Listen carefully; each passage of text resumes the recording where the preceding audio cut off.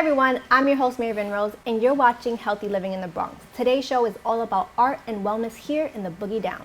Today we have not one, but three amazing guests joining us in the studio. First, we have Aisha Akhtar, the Community Program and Marketing Associate at Bronx Museum. Next, we have Henry Obispo, founder of Born Juice. And finally, Yolanda Rodriguez, co-founder and executive director of BX Arts Factory. So I want to say thank you all for joining me on the show today. I know we're all here to talk about Boogie and the Boulevard, but on Healthy Living in the Bronx, we do a little something different where we actually like to get to know the people behind the amazing businesses that we have here in the Bronx. So I wanted to know a little bit about each one of you. I wanted to know how long have each of you been in the Bronx? And like many people, even if you were born in the Bronx, people tend to move out of the Bronx. Why have you in your adulthood decide to stay in the Bronx? We can start with Henry. Okay, great. Well, I was born in the Dominican Republic, so I've been in the Bronx ever since I was 5. We migrated, obviously seeking a better life, and we ended up in Washington Heights. And so from there, I would say that we were in many ways pushed out because of the living situations at that moment. And at that age, we ended up in the Bronx. Here in 1997, I moved here after college. My plan was to live here for a year with an uncle and then go back to Puerto Rico and continue my studies. But I fell in love with the people here in the Bronx. I started making friends, and I felt very accepted and understood in ways that, believe it or not, I didn't feel back in my island. Really? You felt I more always connected felt, to the Bronx than in Puerto Rico? I feel that here in New York, there were people my shape, my size, I could find any type of interest. I was able to meet people with different interests, and that was so attracted to me, to have people with so many points of views. Back in the island, I don't look like a typical Puerto Rican. Actually, they always ask me if I was Dominican, because I feel like Dominican women are taller than Puerto Rican women in a way. So over there, it was always interesting to not look exactly like everybody else. But when I moved to New York, it was like, oh, there's women that look like me, and I just loved it. And the Bronx was that place that accepted me, and it doesn't matter who you are or where you come from or what your background is this place that felt like home. So I've been here ever since. I've been here 20 years, and Bronx, I call Bronx my home ever since. I lived in many neighborhoods in the Bronx. The first 10 years of my life in the Bronx, I had 10 different addresses. So really? Yeah. So I think you are like the person I need to... Bronx side. Like, I don't know anything about the Bronx, I am you from know. here, absolutely, yeah. But I'm from Bangladesh, and I came when I was 3. So again, like Henry, the Bronx is kind of what I know, and you know, for me, the Bronx has always been home. I've always been like, when I have cousins in Queens, I was always like, the Bronx is better than Queens, definitely. The Bronx is better than Brooklyn, definitely. But don't get people to tweet me. Controversial. It's true. It's okay. But you know, that kind of sense of pride, I think, you know, that existed. And then when I went, so I'm from Bangladesh. I think that's important, and also the Bronx.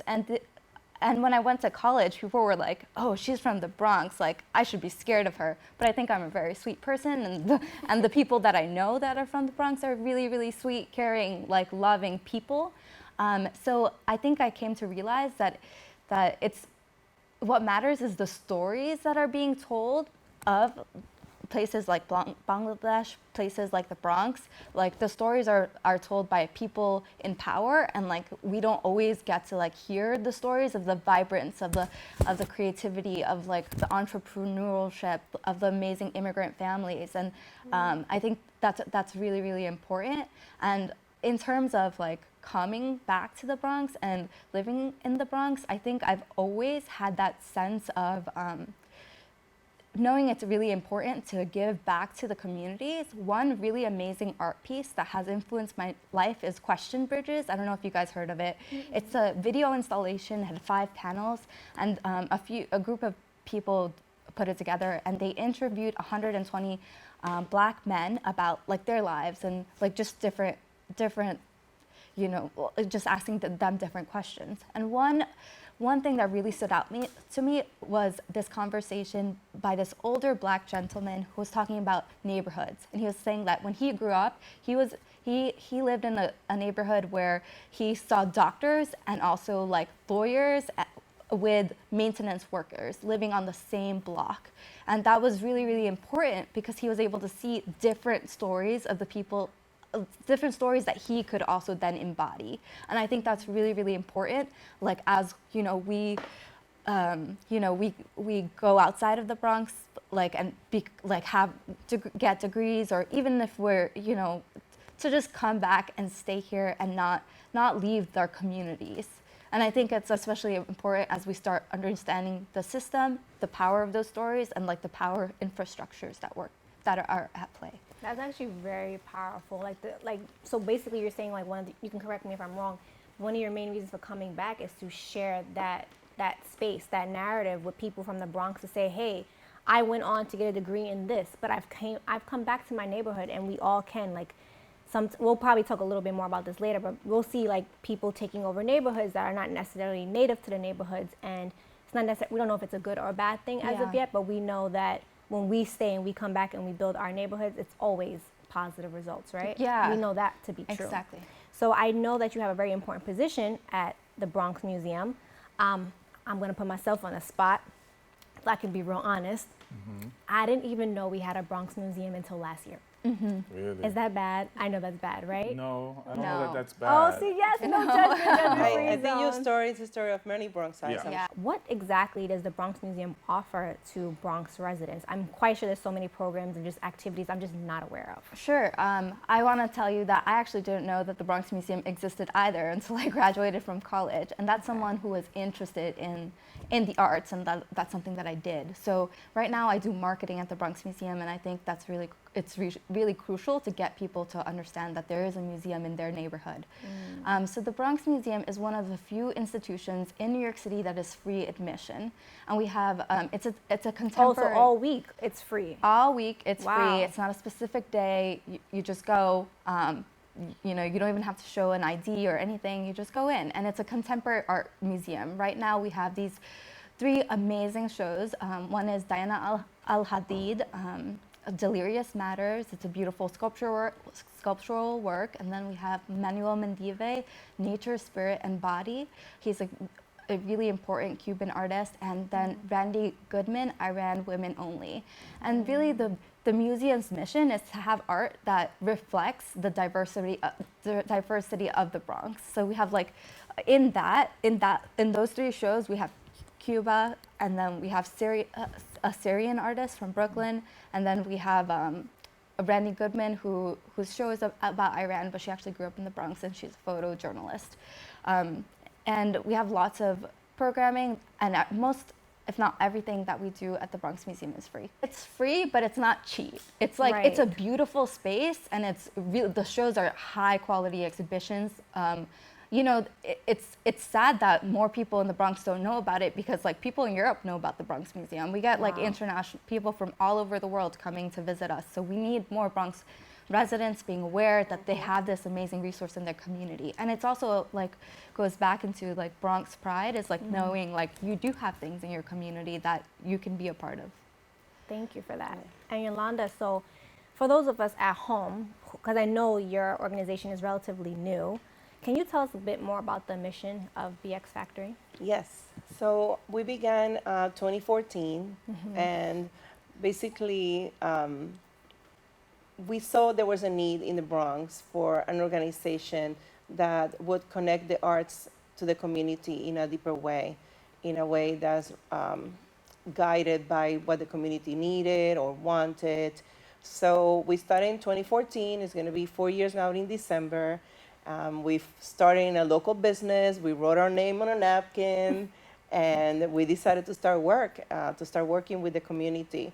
So our mission is basically, in a nutshell, to make art accessible to everyone in the Bronx. And the way we do that is that we try to bring art to where people live. So we do a lot of public art programs in parks, community gardens, block parties, street fairs, small businesses. We really try to work within the community neighborhoods where the neighborhoods and the people are. We also collaborate with local businesses. We do many events with local businesses because we believe they're part of our community as well. So we do that, and we try to connect the community with the arts. When we do art exhibitions, for example, we believe that sometimes, many times, bigger institutions may have art exhibitions, but the common person that may not know there's a museum, right? They may not feel comfortable enough to go to a gallery opening or something like that.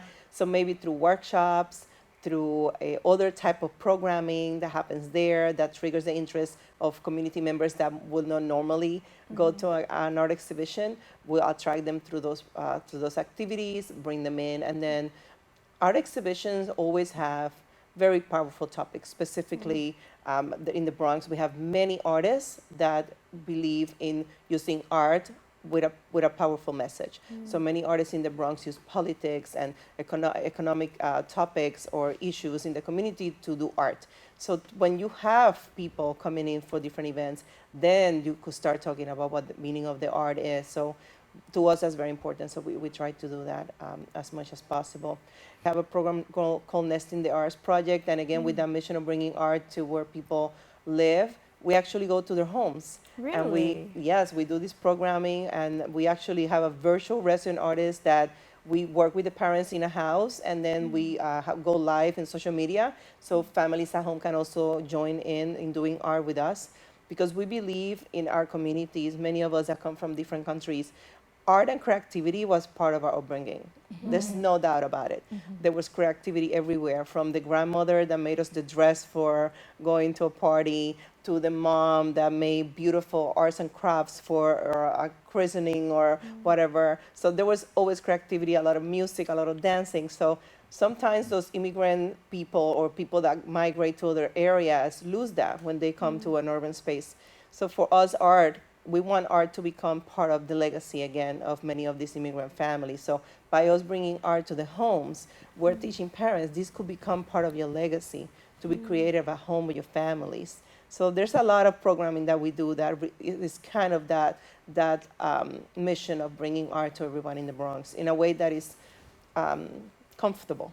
So your program is not, or the programs you create are not limited to just small businesses, but to actual individuals as well. When I was little, I couldn't participate in class. That was the number one thing my teachers always would say to my parents. You know, Mary's very well behaved, but she doesn't speak a lot. And it wasn't until I got to performing arts school in middle school that really changed for me. I was enrolled in a dance program, and when I was able to express myself in non-verbal way, I was then able for somehow to connect verbally with people that weren't in my close-knit community or my family. So for me, that's why art is so like viable. Like it's non-negotiable. I have to have art around me all the time. So what do you say to people who say art, because as we know, art programs are being threatened throughout New York City, but especially here in the Bronx, that because of budget cuts or things of that nature, that we need to focus on English and we need to just focus on math? Anyone can answer this. What do you say to those people who say art should not be the focus? I think that art should be the focus. If you see now the 21st century skills for careers and jobs and university, which is something that I'm a school teacher by day, executive director by night. One of the things that we do is that we try to teach the kids these 21st century skills, right? And what are those skills? Well, if you think about it, those skills are creativity, being able to problem solve, being able to work with a group. There's many skills that if you did art and were creative in your everyday, you don't even have to think twice about being creative or problem solving or how to visualize something in a different way, how to have a different point of view. All those things come from art and being creative. So I will say to everyone out there that think that art shouldn't be part of our lives is, on the contrary, we should have more art, more times to be creative in a non-restrictive way. Art helps you take risk. You have materials and you have to go at it. And that feeling, that what you learn is cognitive. It just stays with you throughout your life. And I feel that, all the founders, were 4 of us in BXR's factory. We had that in our childhood. That's what for us is so important. So creativity was we key. all feel that shaped the human beings that we are now. And I think so art is very important to me. And it was in my upbringing and it is now as an adult. So to change gears just a little bit, creativity I feel like is very important, especially in entrepreneurship. So how did Born Juice come about? My God, the long story, there's a short story, long story, and then a middle story, and a huge story. Born Juice is born out of just my desire as a kid. I remember being in the Dominican Republic and at 4 years old and cooking in the backyard. Shopping with my grandmother every day because we had no refrigeration. And we would go and shop every day for the food of that day.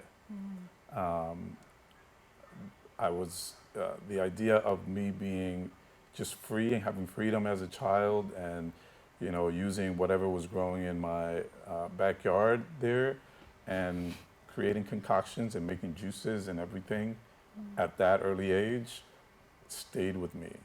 Much like arts, that level of creativity and dexterity, I've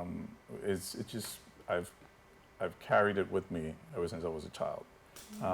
And so it was just something I always did in many ways. And as an adult, I actually lived in Brazil for some time. And the stark reality of Brazil and the Bronx upon returning, it just hit me really, really hard. What was the moment that you said there's a drastic difference and I Oh have my to God, bring something back? it was the quality of life that I had there that was sort of enjoyed by even though poverty is very pressing there. There is a level of access to some level of food, also because it's a tropical place, but just the level of access also, even in areas that were super depressed. And then coming back home and just not seeing anything, that's when the impact hit me personally, because when you grow up in an area that you call home, everything's normal and everything's normalized until you sort of, something switches and then you have a different sort of. There's more than view. one way of living. That Yeah. happens when you travel a lot. Yeah, and so it happens when you just are exposed, and so when you're not, oftentimes you just take what you see as the norm, obviously. And so it was really that prompted me to want to create change. As a result of that, I started community organizing and figuring out what we could do to really turn the tide of, the unhealthiness and the health disparities happening in the Bronx. And so that led me to a grant from the USDA. Okay. And that grant allowed me to really canvass the South Bronx and really research deeply by meeting with all stakeholders, from politicians to organizations to business owners, and really finding a way to create solutions. And through that, all that led me through the process of realizing that I needed to do something myself. And that's where Born Juice came about. It wasn't really the idea of a juice bar, because that's really not the idea. The idea is all encompassing. The idea is growing your food. The idea is consuming that food and then feeding the community. The idea is you growing and then showing people from the community how to grow food. The idea is to implement technology. The idea is to create a cycle that's complete and sustainable, where the model is something that people are looking at and want to replicate, but also that you can replicate for the greater good of the population. Got it. So you're serving people healthy food, but you're also growing it in your rooftop, right? On your rooftop in hydroponics. I definitely want to explore that some more. I'm actually getting a cue that we have to take a quick break, but this is so fascinating, and I think this is amazing for our community. So for our viewers at home, I want to make sure that you come right back because we're going to be talking more about art and wellness right here in the Boogie Down. See you shortly. Hey, let's check out this park. Oh, wow, that's really cool. To find a great local park or forest near you, go to discovertheforest.org. Hi everyone, I'm your host Maven Rose, and you were watching Healthy Living in the Bronx. Right before we took a quick break, we had 3 guests here in the studio talking all about health and wellness and art right here in the Boogie Down. So welcome back, guys. So thank you for taking that quick break with me. So before we left, we were actually talking to Henry. So tell me more about hydroponics. Yes, tell me more about this. What exactly is that? So it's a technology. The idea of hydroponics really, it's not a new idea, but it's just a different form and a different way of growing food, right? Okay.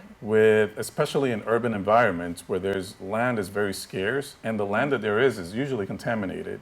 You want to use the spaces that you have, like rooftops, and even now in your homes or in other spaces that could be industrial, and now set up a system where the technology allows you to grow food without soil. And that's really the essence of it.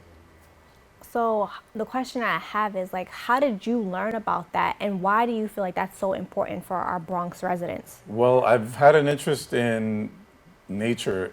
I call myself a tree hugger in the hood. I like that. Tree hugger in the hood, except yes. you don't tell anyone you're a tree hugger because it's not popping, right? It's not something that But how do anyone... we change that, though? Yeah, and so that's the idea. The idea is that you can like nature, you can dream about the environment, and you can have these desires and bring them forth, like I'm doing. And my ideas have been with me since I was a teenager of agriculture and just how to engage really with that. Like it was something that was very pressing. So I learned, I came across it, I learned myself, I experimented, and realizing that it's the future as the population grows. But also when you're talking about urban environments that are plagued by a lot of disinvestment like we have here in the Bronx, especially in the South Bronx.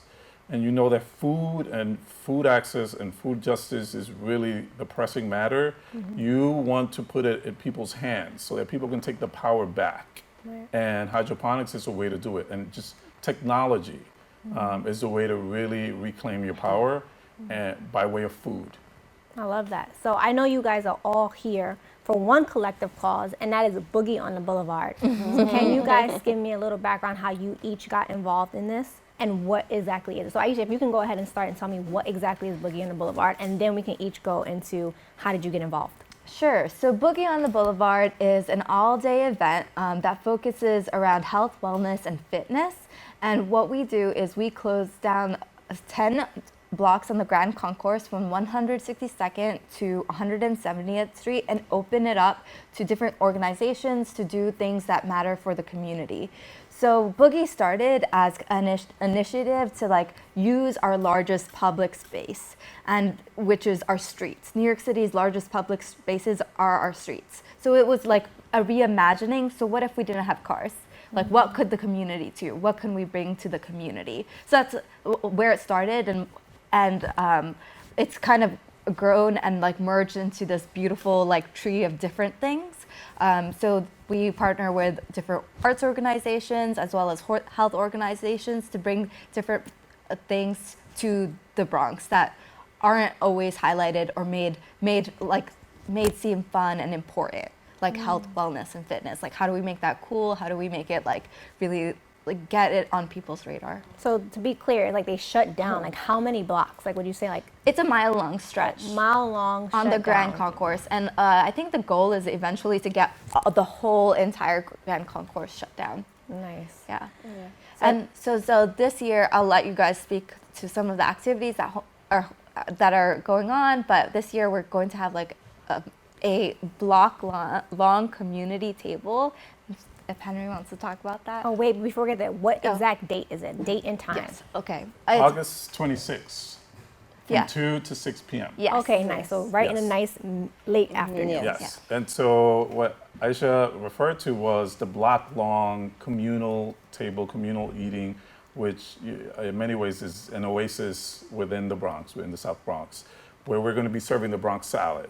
And the idea is to have people commune with food that's really healthy for them.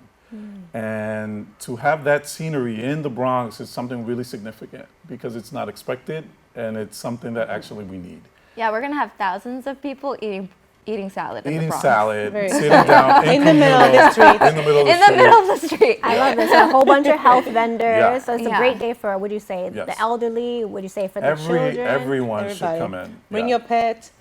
Yeah. I think it's like for me, I've been participating in the Boogie like the last 5 years, I think it's been 5 Wow, years. it's been going on for that long? Well, before, so if many old school Bronxites may remember that the Grand Concourse back in the day, they used to have, they used to close the streets. On the and- Sundays, right. Yes, but it's kind of that reimagined for this new community. So we're 10 blocks long now, and everything that's health, wellness, community, Art. mental health, anything that's great about us is represented in Boogie on the Boulevard.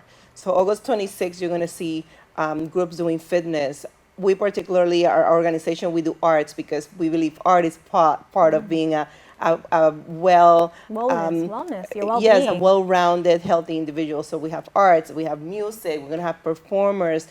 Some of the partners that we're working with are going to have other activities like Zumba, yoga. If they want to learn how to dance, I believe there's going to be rock climbing. You could bring your bicycles, your skates, your skateboards, you could bring your pets, your strollers, bring the kids. There's going to be something for everyone, and it's so much fun. We love it. The people that work, we kind of like our family now because we've been doing this for so long together. So it's kind of nice to welcome other family members from the Bronx to be with us. So if people want to know more about this or how they can attend or they just need some information, where can they go to find it? And also if you guys can just give me a quick, where can people find you if they wanted more information about you or your organization?